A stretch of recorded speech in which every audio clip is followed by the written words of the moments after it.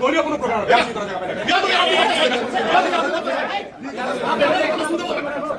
বলবেন না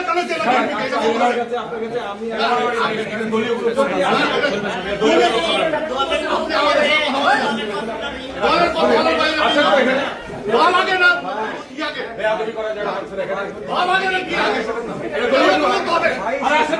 দলীয় কোনো প্রকার